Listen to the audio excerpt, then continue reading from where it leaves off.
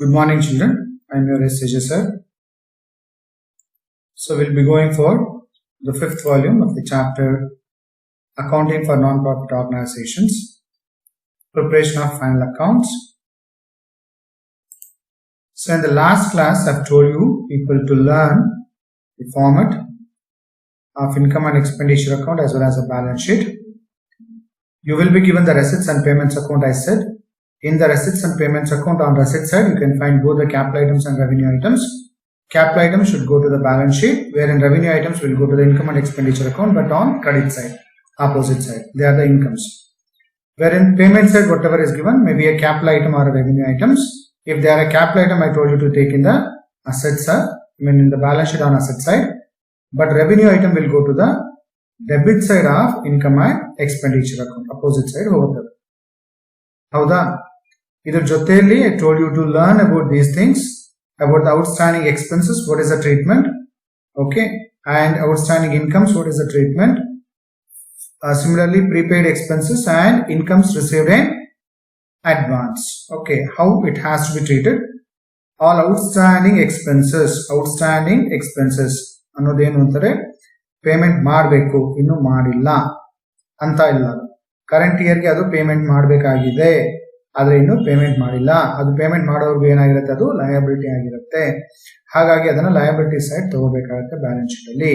ಹಾಗೇನೆ ಇದು ಪೇಮೆಂಟ್ ಮಾಡಿಲ್ಲ ಆದ್ರೆ ಈ ವರ್ಷದ ಅದು ಎಕ್ಸ್ಪೆಂಡಿಚರ್, ಹಾಗಾಗಿ ಈ ವರ್ಷ ಏನ್ ಪೇಮೆಂಟ್ ಮಾಡಿರ್ತಾರೋ ಅದ್ರ ಜೊತೆಯಲ್ಲಿ ಇದನ್ನ ನಾನು ಆಡ್ ಮಾಡಿಕೊಂಡು ತಗೋಬೇಕಾಗುತ್ತೆ.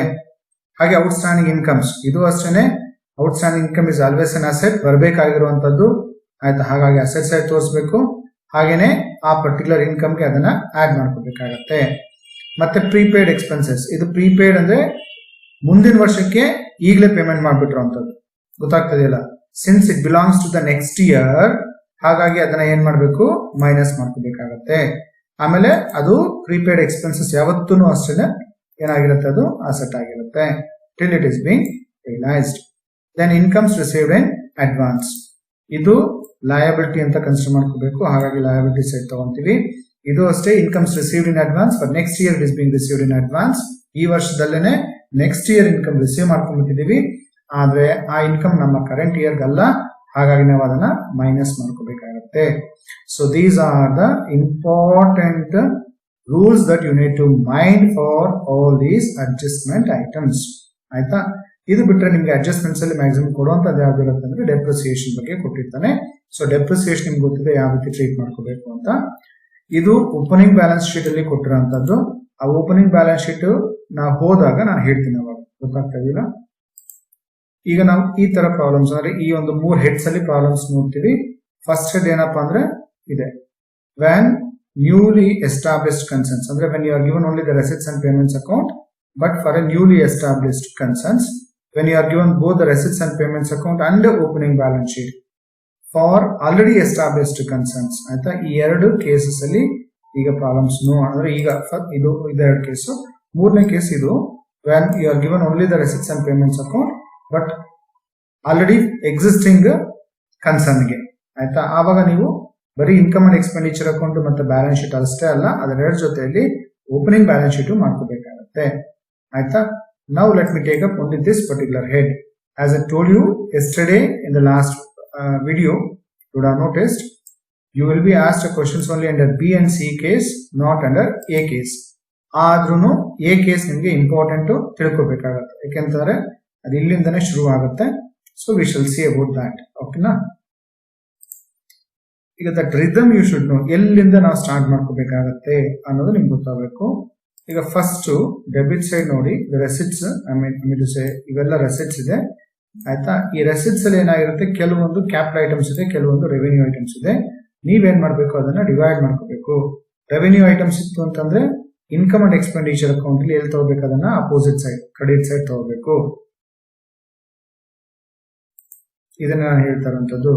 ನಾವು you are given the receipts and payments account, ಆಯ್ತಾ. ರೆಸಿಟ್ಸ್ ಸೈಡ್ ಏನೇನು ಕೊಟ್ಟಿರ್ತಾನೆ, ಕ್ಯಾಪಿಟಲ್ ಐಟಮ್ಸ್ ಇರುತ್ತೆ ಮತ್ತೆ ರೆವೆನ್ಯೂ ಐಟಮ್ಸ್ ಇರುತ್ತೆ. ಕ್ಯಾಪಿಟಲ್ ಐಟಮ್ ನೀವು ಎಲ್ಲಿ ತಗೋಬೇಕು, it should go to the balance sheet liability side. Where in revenue items where it has to be taken, it should be taken to the income and expenditure account credit side. So we shall see that ಇದರಲ್ಲಿ ನೋಡಿ ಈಗ receipt side ನಾನು ಹೇಳ್ತಿರೋಂಥದ್ದು you are given the receipts and payments account. Receipt side ಕೊಟ್ಟಿರುವಂತದ್ದು revenue items ಇತ್ತು ಅಂದ್ರೆ income and expenditure account ಅಲ್ಲಿ credit side ತಗೋಬೇಕು. ಈಗ ನೀವು ಒಂದು ಪೆನ್ಸಿಲ್ ತಗೊಳ್ಳಿ ಆಯ್ತಾ, ಪೆನ್ಸಿಲ್ ತಗೊಂಡು ಆ ಬುಕ್ ಇದೆ ಅಲ್ಲ, ಬುಕ್ ಅಲ್ಲಿ ಮಾರ್ಕ್ ಮಾಡ್ತಾ ಹೋಗಿ.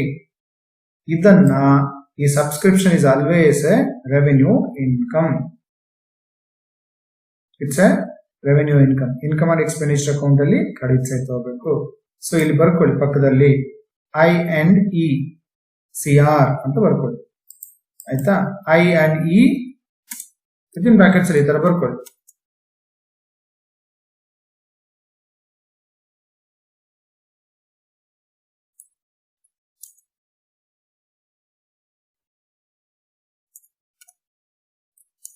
ಸೊ ಅರ್ಥ ಏನು, ಇನ್ಕಮ್ ಅಂಡ್ ಎಕ್ಸ್ಪೆಂಡಿಚರ್ ಅಕೌಂಟ್ ಅಲ್ಲಿ ಕ್ರೆಡಿಟ್ ಸೈಡ್ ತಗೋಬೇಕು ಆಯ್ತಾ.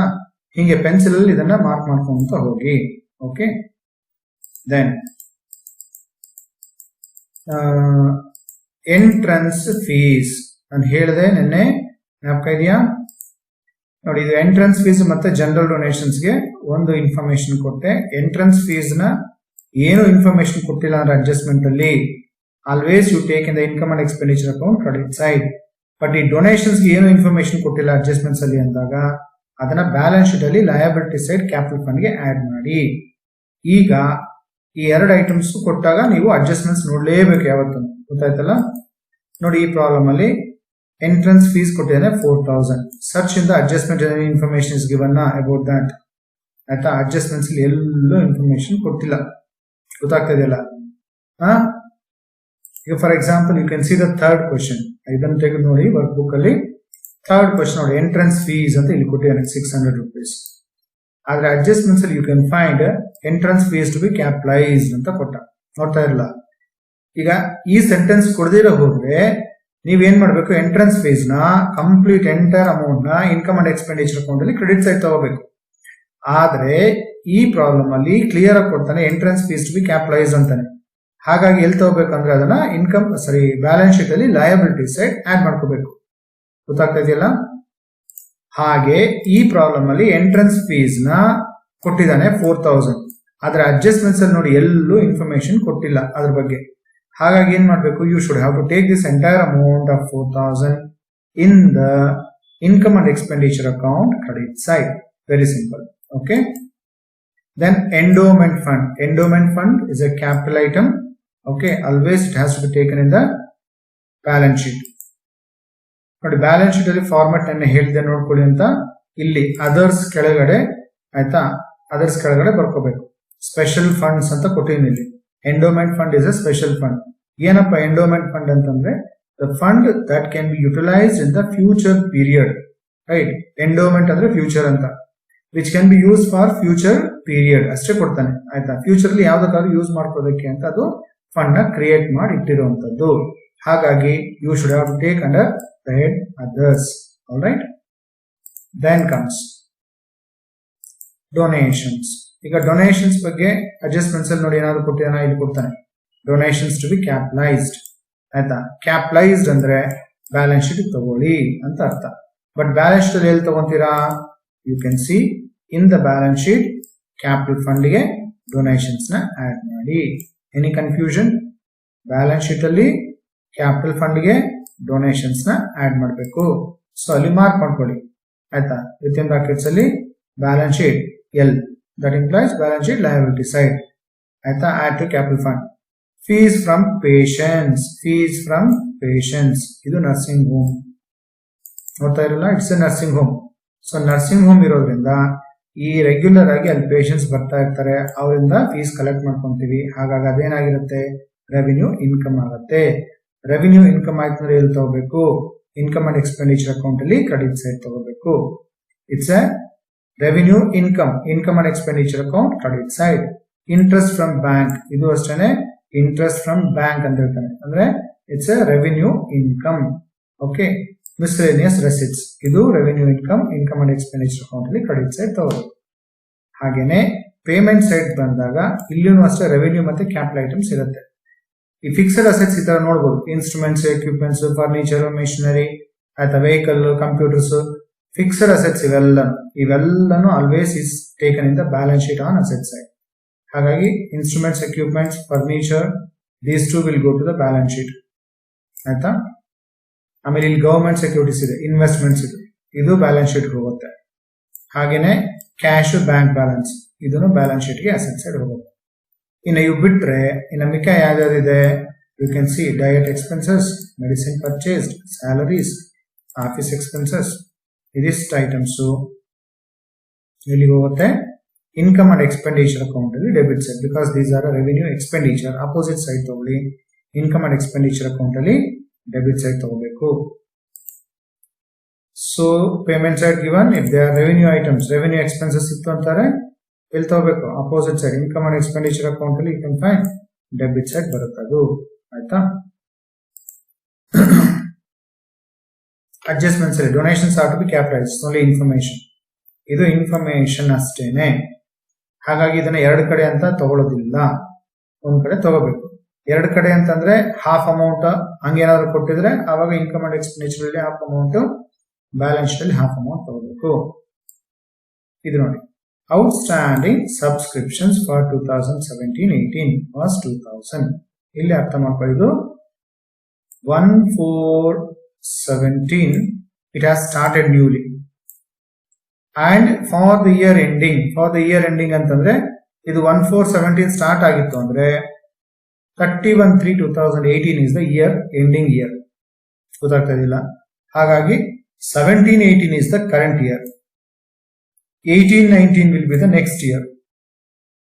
ಗೊತ್ತಾಗ್ತಾ ಇದೆಯಲ್ಲ? ಪ್ರೀವಿಯಸ್ ಇಯರ್ ಬರೋದೇ ಇಲ್ಲ. ಯಾಕೆ? ಇದು ಲಾಸ್ಟ್ ಇಯರ್ ಈ ಒಂದು ನರ್ಸಿಂಗ್ ಹೋಮ್ ಇರಲೇ ಇರಲಿಲ್ಲ, ಹಾಸ್ಪಿಟಲ್ ಇರಲೇ ಇರಲಿಲ್ಲ. ಹಾಗಾಗಿ ಕರೆಂಟ್ ಇಯರ್ ಯಾವ್ದಪ್ಪ ಅಂದ್ರೆ ಇಲ್ಲಿ 17-18, 18-19 ನೆಕ್ಸ್ಟ್ ಇಯರ್ ಅಂತ ಅರ್ಥ. ಆಯ್ತಾ? ಕರೆಂಟ್ ಇಯರ್ಗೆ any outstanding amount, okay, always should be added. Current year ಇದೆಯಾ, ಅದ ಎಕ್ಸ್ಪೆಂಡಿಚರ್ ಆಗಿರ್ಲಿ ಅಥವಾ ಇನ್ಕಮ್ ಆಗಿರ್ಲಿ, always it should be a addition item. Okay, see this. Now it is like this: outstanding incomes, where it is given in the adjustments. Outstanding income ಏನ್ ಮಾಡಬೇಕು, ಎರಡು ಕಡೆ ತಗೋಬೇಕು, ಆಡ್ ಮಾಡಿ. ಔಟ್ಸ್ಟ್ಯಾಂಡಿಂಗ್ ನೋಡ್ತಾ ಇರಲ್ಲ, ಔಟ್ಸ್ಟ್ಯಾಂಡಿಂಗ್ ಅದು ಎಕ್ಸ್ಪೆಂಡಿಚರ್ ಇರಲಿ ಇನ್ಕಮ್ ಇರಲಿ, both should be added. But expenses ನ ಡೆಬಿಟ್ ಸೈಡ್ ಆಡ್ ಮಾಡ್ಕೊಳ್ಳಿ, ಇನ್ಕಮ್ಸ್ ನ ಕ್ರೆಡಿಟ್ ಸೈಡ್ ಆಡ್ ಮಾಡ್ಕೋಬೇಕಾಗತ್ತೆ ಇನ್ಕಮ್ ಅಂಡ್ ಎಕ್ಸ್ಪೆಂಡಿಚರ್ ಅಕೌಂಟ್ ಅಲ್ಲಿ. ಮತ್ತೆ ಎಲ್ಲಿ ಬರುತ್ತೆ, ಬ್ಯಾಲೆನ್ಸ್ ಶೀಟ್ ಅಲ್ಲಿ ಅಸೆಟ್ ಸೈಡ್ ಬರುತ್ತೆ. ಈಗ ಅದನ್ನ ಮಾರ್ಕ್ ಮಾಡ್ಕೊಳ್ಳಿ. ಇಲ್ಲಿ ಎಲ್ಲೆಲ್ಲಿ ತಗೊಂತೀರಾ, ಇನ್ಕಮ್ ಅಂಡ್ ಎಕ್ಸ್ಪೆಂಡಿಚರ್ ಅಕೌಂಟ್ ಅಲ್ಲಿ ಕ್ರೆಡಿಟ್ ಸೈಡ್ ಆಡ್ ಮಾಡಬೇಕು. ಯಾಕೆ ಆಡ್ ಮಾಡ್ತಾ ಇದ್ದೀರಾ, because it relates to the current year. Okay, see the amount of subscriptions given here, how much is there, 20,000. Now this 20,000 you have to take on credit side as buy subscriptions, and to that you have to add these subscriptions. Similarly you have to minus 2,000 because it relates to the next year. Idu incomes received in advance. This is like incomes received in advance. What you have to do, minus on credit side, again will be shown on the liability side. So two entries. One is income and expenditure account credit side, another liability side balance sheet. Then office expenses outstanding. Any outstanding expenses, how it is being dealt. Debit side add ಮಾಡ್ಕೊಳ್ಳಿ income and expenditure account ಅಲ್ಲಿ, ಮತ್ತೆ liability side balance sheet ಅಲ್ಲಿ ತೋರಿಸಬೇಕು. ಈಗ ನೋಡಿ ಅದನ್ನ, ಇಲ್ಲಿ office expenses ಇದೆ ಎಷ್ಟಿದೆ, 7,000. ಆಯ್ತಾ, ಇನ್ನೂ 1,000 ಪೇಮೆಂಟ್ ಮಾಡಬೇಕು. ಹಾಗಾಗಿ ಇನ್ಕಮ್ ಅಂಡ್ ಎಕ್ಸ್ಪೆಂಡಿಚರ್ ಅಕೌಂಟ್ ಅಲ್ಲಿ ಡೆಬಿಟ್ ಸೈಡ್ ಈ 2,000 7,000 ಇದನ್ನ ಆಡ್ ಮಾಡ್ಕೊಳ್ಳಿ, ಒಂದು ಎಂಟ್ರಿ. ಮತ್ತೆ ಎಲ್ಲಿ ಬರುತ್ತೆ, ಬ್ಯಾಲೆನ್ಸ್ ಶೀಟ್ ಅಲ್ಲಿ ಲಯಬಿಲಿಟಿ ಸೈಡ್ ತೋರಿಸಬೇಕು. ಗೊತ್ತಾಯ್ತಲ್ಲ? ನೆಕ್ಸ್ಟ್ ಡೆಪ್ರಿಸಿಯೇಟ್, ಇವು ಇನ್ಸ್ಟ್ರೂಮೆಂಟ್ಸ್ ಮತ್ತೆ ಫರ್ನಿಚರ್, ಇದು ಇನ್ಕಮ್ ಅಂಡ್ ಎಕ್ಸ್ಪೆಂಡಿಚರ್ ಅಕೌಂಟ್ ಅಲ್ಲಿ ಡೆಬಿಟ್ ಸೈಡ್ ತಗೊಳ್ಳಿ. ಇಲ್ಲಿ ಡೇಟ್ ಕೊಡ್ತಾನೆ 1/4/17, implying that it is being purchased on the opening day of the accounting year. Therefore, when you are charging a depreciation, charge for full year ಅಂತ ಅರ್ಥ. By chance ಇಲ್ಲಿ ಯಾವತ್ತು ಕೊಟ್ಟಿದ್ದಾನೆ, ಸೇ furniture purchased on right 1/10/17, ಅವಾಗ 1/10/17 ಇಂದ ಹಿಡಿದು 31/3/81 ವರೆಗೂ, I mean 18 ವರೆಗೂ 6 ಮಂತ್ಸ್ ಬರುತ್ತೆ. So you have to charge for only 6 months. ಅವಾಗ ಹೆಂಗ್ ತಗೋಬೇಕು, see the furniture value given here 12,000 into 10% into half year ಅಂತ ತಗೋಬೇಕು. ಬಟ್ ಇಲ್ಲಿ ಡೇಟ್ ಕೊಟ್ಟಿರೋದ್ರಿಂದ it is opening date itself, so beginning of the year purchase ಮಾಡಿದರೆ, so full ಇಯರ್ಗೆ charge ಮಾಡಿ. Stock of medicines on 31/3/2018 was 400. ಇದು just like a prepaid expenses ಆಯ್ತಾ.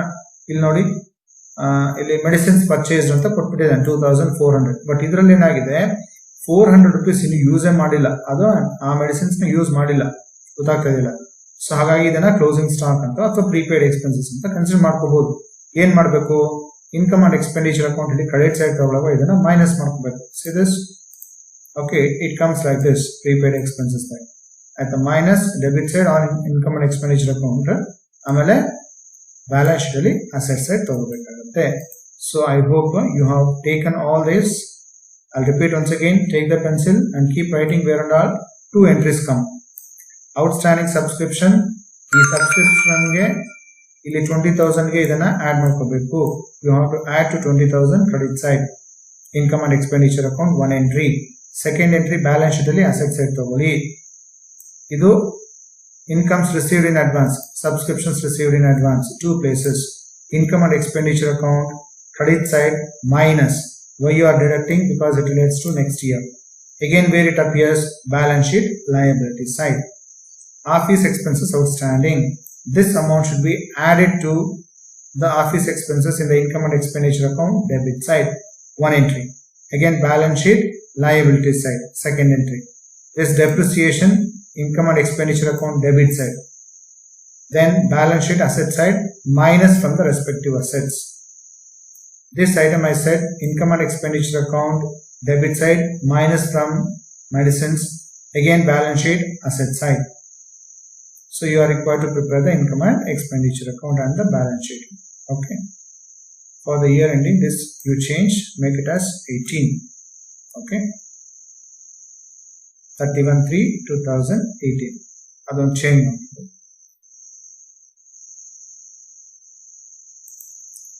Now you take the columns like this. Lakshmi Nursing Home. Below that you write debit to credit side, income and expenditure account for the year ending 31/3/2018 it is.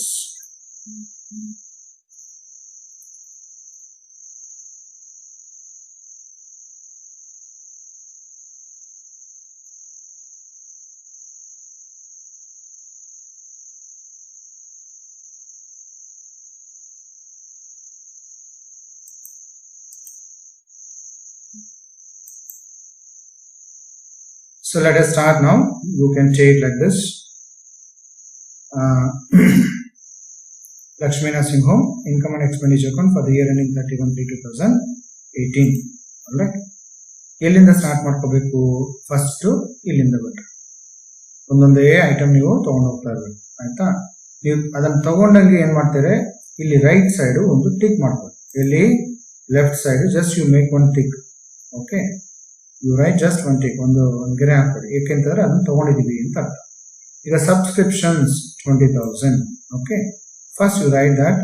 ಆಮೇಲೆ ಇಲ್ಲಿ ನೋಡ್ಕೊಳ್ಳಿ, ಯಾವಾಗಾದ್ರೂ ಯಾವತ್ತೂ ಅಷ್ಟೇ ಇಲ್ಲಿ adjustments ನೋಡ್ಕೋಬೇಕಾಗತ್ತೆ ಆಯ್ತಾ. Problem ಪೂರ್ತಿ ಓದ್ಬೇಕು ಫಸ್ಟ್, ಆಮೇಲೆ ಅಡ್ಜಸ್ಟ್ಮೆಂಟ್ಸ್ ನೋಡಿ. ಅಡ್ಜಸ್ಟ್ಮೆಂಟ್ಸ್ ಯಾವ್ಯಾವ್ದಕ್ಕಿದೆ ಅಂತ ಅಬ್ಸರ್ವ್ ಮಾಡಿ. ಔಟ್ಸ್ಟ್ಯಾಂಡಿಂಗ್ ಸಬ್ಸ್ಕ್ರಿಪ್ಷನ್ಸ್, ಸೊ ಸಬ್ಸ್ಕ್ರಿಪ್ಷನ್ಸ್ಗೆ ಒಂದು ಅಡ್ಜಸ್ಟ್ಮೆಂಟ್ ಇದೆ, ಹಾಗಾಗಿ ಅದನ್ನ ಏನೋ ಒಂದು ಯಾವ್ದೋ ಒಂದು ಮಾರ್ಕ್ ಮಾಡ್ಕೊಳ್ಳಿ. ಓಕೆ, ಇಲ್ಲಿ ರೌಂಡ್ ಆಫ್ ಮಾಡ್ಕೊಳ್ಳುವಂಥದ್ದು ಆಯ್ತಾ, ಏನೋ ಒಂದು ಮಾರ್ಕ್ ಮಾಡ್ಕೊಳ್ಳಿ. ಹಾಗೇನೆ ಆಫೀಸ್ ಎಕ್ಸ್ಪೆನ್ಸಸ್ ಇದೆ, ಏನಕ್ಕೆ ಅದನ್ನ ಹಿಂಗೆ ರೌಂಡ್ ಆಫ್ ಮಾಡ್ಕೊಳ್ಳಿ ಅಂತ, ಅಥವಾ ಒಂದು ರೆಡ್ಡಿಂಗ್ ಕಲರ್ ಏನೋ ಒಂದು ಮಾರ್ಕ್ ಮಾಡ್ಕೊಳ್ಳಿ. ಡೆಪ್ರಿಸಿಯೇಷನ್ ಇನ್ಸ್ಟ್ರೂಮೆಂಟ್ಸ್ ಅದಿದೆ. ಆಮೇಲೆ ಸ್ಟಾಕ್ ಆಫ್ ಮೆಡಿಸಿನ್ಸ್ಗೆ ಒಂದು ಅಡ್ಜಸ್ಟ್ಮೆಂಟ್ ಆಯ್ತಾ. ಸೊ ಈ ರೀತಿ ಏನೋ ಒಂದು ಮಾರ್ಕ್ ಮಾಡ್ಕೊಂಡಿದ್ವಿ, ಏನಕ್ಕೆ ಅಂತ ಹೇಳ್ತೀನಿ ನಾನು. ಈಗ ಸಬ್ಸ್ಕ್ರಿಪ್ಷನ್ಸ್ ಇಂದ ನಾನು ಸ್ಟಾರ್ಟ್ ಮಾಡ್ಕೋಬೇಕು, ಗೊತ್ತಾಯ್ತಲ್ಲ. Start with the subscriptions. Okay, so take on credit side by subscriptions. Subscriptions ಯಾವತ್ತು ಅಡ್ಜಸ್ಟ್ಮೆಂಟ್ಸ್ ಇದ್ದೇ ಇರುತ್ತೆ, ಹಾಗಾಗಿ ಅಮೌಂಟ್ ನ ಇನ್ನರ್ ಕಾಲಮ್ ಬರ್ಕೊಳ್ಳಿ. C the amount of subscriptions given here it is 20,000. There are 2 adjustments for it. You can find this. ಒಂದು addition, ಇನ್ನೊಂದು deduction. Look into the format. ಚೆನ್ನಾಗಿ observe ಮಾಡಿ, ಈ ಫಾರ್ಮೆಟ್ ಚೆನ್ನಾಗಿ ಜ್ಞಾಪಕ ಇಟ್ಕೊಳ್ಳಿ. ಸಬ್ಸ್ಕ್ರಿಪ್ಷನ್ಸ್ ಕೊಟ್ಟಿದೆ ಇಲ್ಲಿ ಆಯ್ತಾ. ಈಗ ನಾನು ತಗೊಂಡೆ 20,000, ಅದು ಎಲ್ಲಿ ಕೊಟ್ಟಿರುವಂತದ್ದು, ರೆಸಿಪ್ಟ್ಸ್ ಅಂಡ್ ಪೇಮೆಂಟ್ಸ್ ಅಕೌಂಟ್ ಅಲ್ಲಿ ಕೊಟ್ಟಿರುವಂತದ್ದು. ಅದಕ್ಕೆ ಏನ್ ಮಾಡಬೇಕು, add outstanding for current year.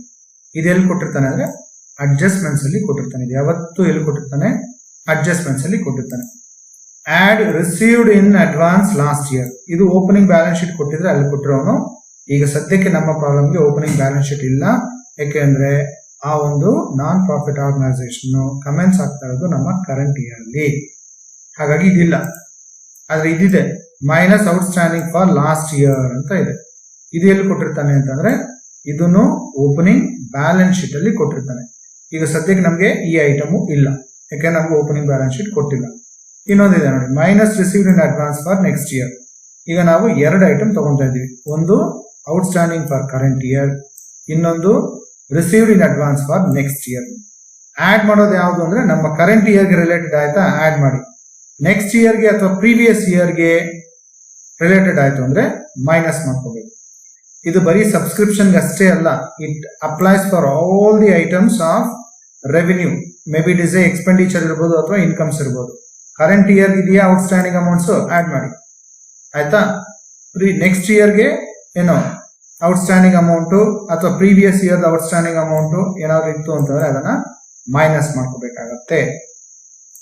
So you can take now this outstanding for current year 17-18 add, but received in advance for next year 18-19 should be deducted. So take up that amount, add outstanding for 17-18 and minus outstanding received in advance for 18-19. Balance outer column 20,000. 20,000 plus 2,000 22,000 ಆಯ್ತು, ಗೊತ್ತಾಯ್ತಲ್ಲ. So next what you have to do, you have to minus receive for next year, ಅದನ್ನ minus ಮಾಡ್ಕೊಳ್ಳಿ. So balance ನಿಮಗೆ 20,000 ಬರ್ತಾ ಇದೆ ಆಯ್ತಲ್ಲ. ಈಗ subscriptions ಆಯ್ತು. After subscription next you can find entrance fees. Entrance ಫೀಸ್ಗೆ ಏನು ಇನ್ಫಾರ್ಮೇಶನ್ ಕೊಟ್ಟಿಲ್ಲ, ಹಾಗಾಗಿ always you have to take directly in the income and expenditure account on credit side. So take on credit side entrance fees ಎಷ್ಟಿದೆ amount 4,000 rupees ಇದೆ. ಅದಕ್ಕೆ ಏನು adjustment ಇಲ್ಲ, direct ಆಗಿ ತಗೊಂತಾ ಇದೀವಿ. ಆಮೇಲೆ ಎಂಡೋಮೆಂಟ್ ಫಂಡ್ ಎಲ್ಲಿ ಬರಬೇಕು ಅಂತಂದ್ರೆ ನಾನು ಬ್ಯಾಲೆನ್ಸ್ ಶೀಟ್ಗೆ, ಡೊನೇಷನ್ಸ್ ಅಷ್ಟೇ ಬ್ಯಾಲೆನ್ಸ್ ಶೀಟ್ ಹೋಗುತ್ತೆ, ಯಾಕಂದ್ರೆ ಇಲ್ಲಿ ಡೊನೇಷನ್ಸ್ ಟು ಬಿ ಕ್ಯಾಪಿಟಲೈಸ್ ಅಂತ ಹೇಳಿದಾನೆ ಆಯ್ತಾ. ಆಮೇಲೆ fees from patients, interest from bank, miscellaneous receipts, ಇವೆಲ್ಲಾನು ರೆಸಿಟ್ಸ್, ಅವಕ್ಕೇನು ಅಡ್ಜಸ್ಟ್ಮೆಂಟ್ ಇಲ್ಲ. So directly you take to outer column. Okay, fees from patients, interest from bank, miscellaneous receipts. All right. ಈಗ any confusion, no items are given in the balance sheet. ಬರೀ ಇಲ್ಲಿರುವಂತದ್ದು revenue items ನ ಈಗ ನಾವು ಒಂದ್ ಕಡೆ ತಗೊಂಡು, ಹಾಗೆ ಕ್ರೆಡಿಟ್ ಸೈಡ್ ಇರುವಂತ ರೆವೆನ್ಯೂ ಐಟಮ್ಸ್ ನ ಈಗ ಡೆಬಿಟ್ ಸೈಡ್ ತಗೋಬೇಕಿದೆ ಆಯ್ತಾ. ನೋಡಿ, ಇನ್ಸ್ಟ್ರೂಮೆಂಟ್ಸ್ ಅಂಡ್ ಎಕ್ವಿಪ್ಮೆಂಟ್ಸ್ ಆಮೇಲೆ ಫರ್ನಿಚರ್, ಇವೆರಡರ ಮೇಲೆ ಏನಿದೆ ಡೆಪ್ರಿಸಿಯೇಷನ್ ಇದೆ ಆಯ್ತಾ. ನೋಡಿ, depreciation instruments and equipments and furniture ಇದೆ ಆಯ್ತಾ. And diet expenses, medicines purchase, salary, office expenses, ಇವೆಲ್ಲನೂ ಡೆಬಿಟ್ ಸೈಡ್ ತಗೊಳ್ಳುವಂಥದ್ದು. So take on debit side to office expenses 7,000 and outstanding is 1,000. ಅಂದ್ರೆ ಅಡ್ಜಸ್ಟ್ಮೆಂಟ್ ಐಟಮ್ಸ್ ನಾನು ತಗೊಂತಾ ಇದ್ದೀನಿ ಫಸ್ಟ್ ಆಯ್ತಾ. ಆಫೀಸ್ ಎಕ್ಸ್ಪೆನ್ಸಸ್ ಅದಕ್ಕೆ ಆವಾಗಲೇ ಹೇಳಿದ್ ನಾನು ಆಯ್ತಾ. ಈ ಆಫೀಸ್ ಎಕ್ಸ್ಪೆನ್ಸಸ್ ನ ರೆಡ್ ಅಲ್ಲಿ ಮಾರ್ಕ್ ಮಾಡ್ಕೊಳ್ಳಿ, ಸಂವೇರ್ ಅಂತ ಹೇಳಿದೆ ನಾನು, ನೆನಪ ಇದೆಯಾ. ಹಾಗೆ ಇನ್ನೊಂದು ಯಾವುದು ಮೆಡಿಸಿನ್ಸ್ ಪರ್ಚೇಸ್, ಇದನ್ನು ಏನು ಮಾರ್ಕ್ ಮಾಡ್ಕೊಂಡಿದೀವಿ ಅಂತ ಅಂದೆ. ಈಗ ಆಫೀಸ್ ಎಕ್ಸ್ಪೆನ್ಸಸ್ ಇನ್ನರ್ ಕಾಲಮ್ 7,000 ತಗೊಳ್ಳಿ. ಯಾಕೆ ಮಾಡ್ಕೊಂಡಿದೀವಿ ಅಂತಂದ್ರೆ when you are taking these items you should have to look in to the adjustments. So adjustments ಇರೋದು ಫಸ್ಟ್ ಐಟಮ್ಸ್ ಬರ್ಕೊಳ್ಳಿ. 7,000 add outstanding expenses 1,000. So balance outer column 8,000. ಇದು ಔಟ್ಸ್ಟ್ಯಾಂಡಿಂಗ್ ಎಲ್ಲಿಂದು adjustments ಅಲ್ಲಿ ಕೊಟ್ಟಿರುವಂತದ್ದು ಔಟ್ಸ್ಟ್ಯಾಂಡಿಂಗ್ ಆಫೀಸ್ ಎಕ್ಸ್ಪೆನ್ಸಸ್ ಆಯ್ತಾ. Since it relates to current year ಆಯ್ತಾ, all outstanding expenses ನಾವೇನ್ ಮಾಡ್ಬೇಕು, outstanding expenses always added on debit side. ಇದು ಡೆಬಿಟ್ ಸೈಡ್ ಆಡ್ ಮಾಡ್ಕೋಬೇಕು ಎಲ್ಲಿ, ಇನ್ಕಮ್ ಅಂಡ್ ಎಕ್ಸ್ಪೆಂಡಿಚರ್ ಅಕೌಂಟ್ ಅಲ್ಲಿ. That is what we are doing here right. Outstanding expenses are being added on debit side. Okay, next item adjustments ಅಲ್ಲಿ ಯಾವುದು depreciation ಇದೆ. Office expenses ಆದ್ಮೇಲೆ depreciation ಬಗ್ಗೆ ಹೇಳ್ತಾನೆ. So depreciations ನ ತಗೊಳ್ಳಿ. To depreciation on instruments. See the instruments value given here 24,000 into rate of depreciation it is 20%.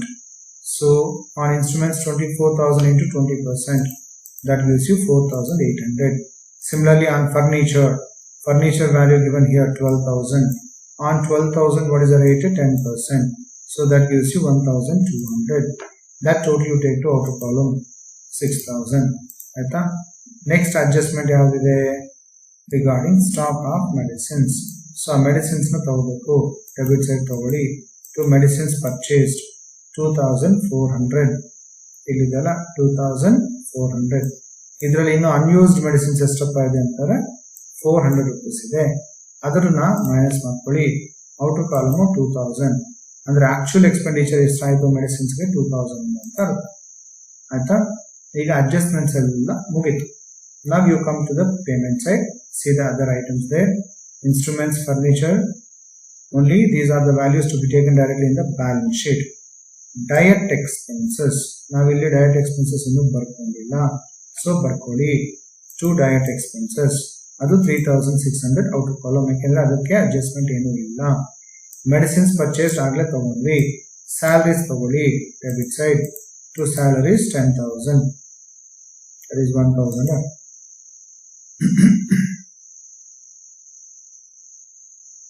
Well, that is 10,000. Salaries is 10,000. Okay. So ನಿಮಗೆ difference ಆಯ್ತಾ. ಟೋಟಲ್ ಮಾಡ್ಕೊಳ್ಳಿ. Credit side 30,000, debit side also 30,000. So difference you are getting 400 rupees. That is excess of income over expenditure ಅಂತ ಬರೀಬೇಕು ಆಯ್ತಾ. ಏನಂತ ಬರೀಬೇಕು? Excess of income over expenditure. That's a surplus. So surplus ಎಷ್ಟಪ್ಪ ಅಂದ್ರೆ ಪ್ರಾಫಿಟ್ಸ್ ಎಷ್ಟಪ್ಪ? 400 rupees ಪ್ರಾಫಿಟ್ಸ್ ಇದೆ. Well here that is what about the entrance ಫೀಸ್ಗೆ ಇದೊಂದು ನೋಟ್ ಕೊಟ್ಟಿದ್ದೀನಿ ಅಷ್ಟೇ. Because no information is given, that's why the entrance fees is being taken to the credit side of income and expenditure account ಅಂತ ನೋಡ್ಕೊಟ್ಟು. Now we go for a format of a balance sheet. So balance sheet ಬರ್ಕೊಳ್ಳಿ. First we start with the liabilities. Capital fund ಅಂತ first head. ಅದರಲ್ಲಿ opening capital fund. ಈಗ ಈ newly established business concern ಸಿಗಲ್ಲ. Okay, ಹಾಗಾಗಿ ನಿಮಗೆ ಏನಿರೋದಿಲ್ಲ ಅಂತಂದ್ರೆ ಓಪನಿಂಗ್ ಕ್ಯಾಪಿಟಲ್ ಫಂಡ್ ಇರೋದಿಲ್ಲ. Okay, so that will be taken as nil. Then what you have to do? You have to add ಈ ಡೊನೇಷನ್ಸ್ ಆಡ್ ಮಾಡ್ಕೊಳ್ಳಿ. ಸರ್ಪ್ಲಸ್ ಇಂದ ಆಡ್ ಮಾಡ್ಕೊಳ್ಳಿ. ಹೇಳ್ತಾನಲ್ಲ ಡೊನೇಷನ್ಸ್ ಟು ಬಿ ಕ್ಯಾಪಿಟಲೈಸ್ಡ್ ಅಂತ ಹೇಳ್ತಾನೆ. Then one more is there surplus add ಮಾಡಿ. Okay, so ಎರಡನ್ನ ತಗೊಳ್ಳಿ. Add donations 40,000, surplus 400. ಇನ್ನು ಬೇರೆ ಇನ್ಯಾವುದು ಅಡಿಷನ್ಸ್ ಇಲ್ಲ ಆಯ್ತಾ.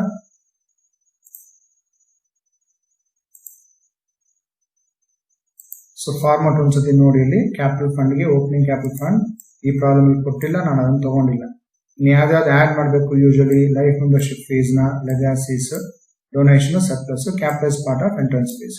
ಬಟ್ ಈ ಪ್ರಾಬ್ಲಮ್ ಅಲ್ಲಿ ನಿಮಗೆ ಲೈಫ್ ಮೆಂಬರ್ಶಿಪ್ ಫೀಸ್ ಇಲ್ಲ, ಲೆಗಾಸೀಸ್ ಇಲ್ಲ, ಇದು ಇಲ್ಲ. ಸೊ ಇರೋದು ಇವೆರಡನೇ, ಡೊನೇಷನ್ಸ್ ಒಂದು, ಸರ್ಪ್ಲಸ್ ಒಂದು. ಹಾಗಾಗಿ ನಾನು ಅವೆರಡನ್ನ ಇಲ್ಲಿ ತಗೊಂತಾ ಇದ್ದೀನಿ. ಸೊ ಟೋಟಲ್ ಬಂದು 40,400. ನೆಕ್ಸ್ಟ್ ಅದರ್ಸ್ ಅಂತ ಬರ್ಕೊಳ್ಳಿ.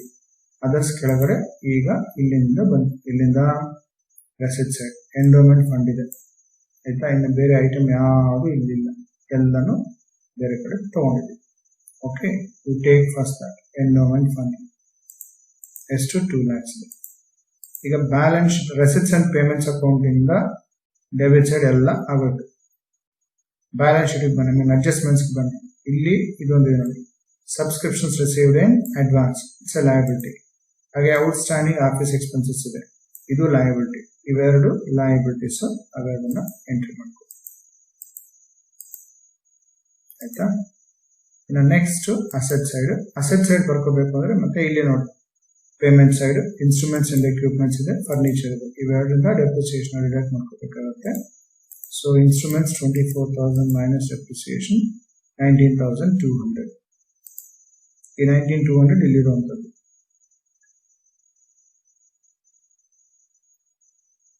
meant to say 4,800 is the depreciation, but we have taken here. Similarly, go for a furniture minus depreciation, so balance 10,800.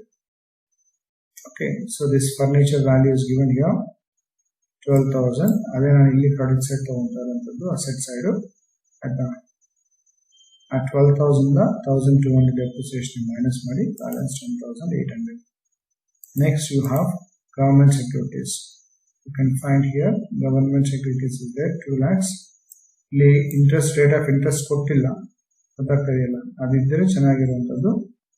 So ಇಲ್ಲಿ nothing is given, so hence you take the same 2 lakhs. Next closing cash you can find here, right. The instruments ಆಯ್ತು, furniture ಆಯ್ತು, government securities ಆಯ್ತು. Next asset ಯಾವ್ದಪ್ಪ ಅಂದ್ರೆ closing cash and closing bank balance, so that you can take now closing cash, closing bank balance. Outstanding subscriptions. Now you come to the adjustments. Adjustments ಅಲ್ಲಿ outstanding subscription ಒಂದು entry ಈಗಾಗಲೇ ನಾವು ಇಲ್ಲಿ entry ಮಾಡಿದ್ದೀವಿ. ಅದಿಲ್ಲಿ income and expenditure account credit side add ಮಾಡ್ಕೊಂಡಿದ್ದೀವಿ. ಮತ್ತೆ ಎಲ್ಲಿ ಬರುತ್ತೆ ಅದು ಬ್ಯಾಲೆನ್ಸ್ ಶೀಟ್ ಅಲ್ಲಿ ಎಲ್ಲಿ ಬರುತ್ತೆ asset side ಬರುತ್ತೆ. So outstanding subscriptions for 17-18, that gives you 2,000. Then you come to the again adjustment itself. See any other items given. ಇದು ಒಂದು ಆಯ್ತು. ಬೇರೆ ಮೆಡಿಸಿನ್ಸ್, ಸ್ಟಾಕ್ ಆಫ್ ಮೆಡಿಸಿನ್ಸ್ ಇದೆ, unused medicines 400, that you write closing stock of medicines 400 ಅಷ್ಟೇ. So ಎಲ್ಲ adjustments ಮುಗಿತು. ಈಗ find the totals. So total is 2,43,400. So you can write this. ನೋಡಿ ಬರೆಯೋದು ಸ್ವಲ್ಪ ಸಿಂಪಲ್, ಬರೀ ಇಷ್ಟೇ, ಇವೆರಡನೇ.